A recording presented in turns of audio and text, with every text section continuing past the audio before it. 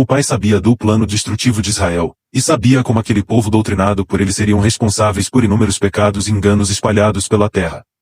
Por isso ele decide intervir e dar a Israel suas leis a serem aplicadas ao povo.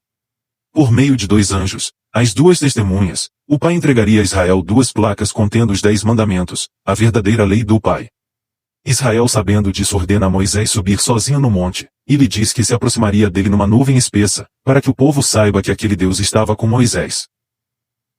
E todo o monte Sinai fumegava, porque o Senhor descera sobre ele em fogo, e a sua fumaça subiu como fumaça de uma fornalha, e todo o monte tremia grandemente. E o sonido da buzina ia crescendo cada vez mais, ao Moisés falava, e Deus lhe respondia em voz alta.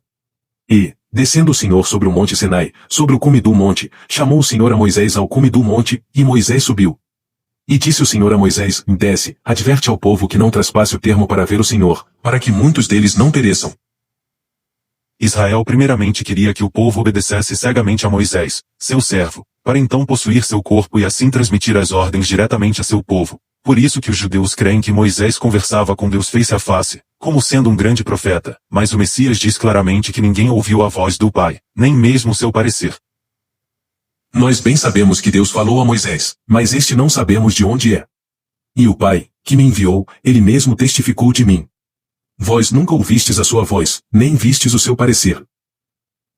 Moisés estava possuído por Israel, e este ordena aos caídos cercarem todo o monte com fogo e fumaça, e matar todo aquele que se chegasse perto ou tentasse subi-lo, já que ele haveria de se encontrar com as 2 testemunhas, a fim de receber os 10 mandamentos do Pai. Por isso ele criou todo esse teatro fingindo ser um Deus a falar com Moisés, mas que na realidade era Israel, era ele recebendo as 2 placas.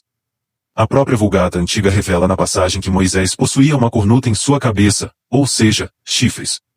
Através das adulterações bíblicas esse termo foi retirado e posto no lugar que o rosto de Moisés resplandecia, mas a verdade é que como Israel esteve na presença espiritual das 2 testemunhas, o mesmo não pode conter seu disfarce, e a luz da verdade emitida pelas 2 testemunhas revelaram a verdadeira identidade de Moisés, o qual teve que cobrir a cabeça com um véu, para que não fosse percebido pelo povo os chifres de Israel emanando de sua cabeça. Da mesma forma ocorreu durante a transfiguração do Messias, onde ele ao acessar a dimensão espiritual fez com que seus discípulos testemunhassem Moisés ao seu lado, o qual era o próprio Israel, bem como Ismael do outro, na figura de Elias. Desta forma ele queria demonstrar que os caídos sempre estavam o atormentando, assim como fazem com todas as pessoas deste mundo, mas que não conseguimos vê-los pois não conseguimos enxergar o plano espiritual. Veja também que a estátua de Moisés presente no Vaticano possui chifres, pois seu autor, Michelangelo, na época em que a esculpiu tinha acesso à Vulgata original, então sabia que Moisés possuía chifres. Após receber os 10 mandamentos, Israel ainda permaneceu 40 dias no alto do monte, pensando em uma forma de esconder os mandamentos de seu povo, bem como a não fazê-los a obedecerem. Mas devido a essa demora de Moisés retornar, o povo começou a se rebelar, e exigiram a Arão um Deus para adorar, pois acreditaram nesse momento que Moisés não mais voltaria. Mas vendo o povo que Moisés tardava em descer do monte, acercou-se de Arão, e disse-lhe, levanta-te, faze-nos deuses, que vão adiante de nós, porque quanto a este Moisés, o homem que nos tirou da terra do Egito, não sabemos o que lhe sucedeu.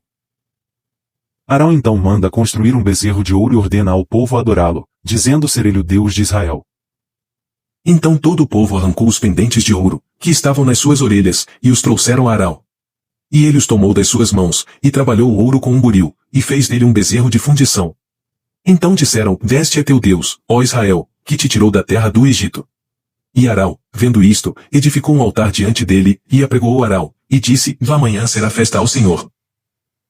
Israel no alto do monte, ao ouvir o festejar do povo, percebe que estão adorando um bezerro em seu lugar, e furioso joga as 2 tábuas no chão, as quais se quebram, e desce até ao povo, onde ordena que os que não adoraram o bezerro peguem suas armas e mate todo aquele que o adorou, não importando ser pai, mãe, ou filho.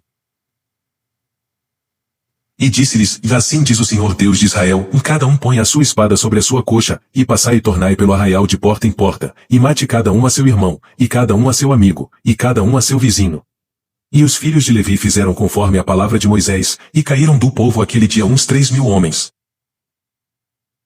Cerca de 3.000 pessoas foram mortas, isto incluindo somente os homens, e o mais curioso é que Arão, o responsável por criar o bezerro de ouro, não foi punido, isso porque Arão era um receptáculo de Ismael, o braço direito de Israel, que ao perceber a revolta do povo decide criar um ídolo, a fim de controlá-los já que haviam se rebelado contra Moisés. E por ser o braço direito de Israel, este não poderia ser punido, já que este seria o falso profeta que doutrinaria todo o povo ao lado de Moisés. Israel havia quebrado as primeiras tábuas, mas após receber a segunda elabora um plano para escondê-las do povo, e isso se daria através da construção de uma arca, a chamada Arca da Aliança, onde os mandamentos seriam escondidos longe do alcance do povo.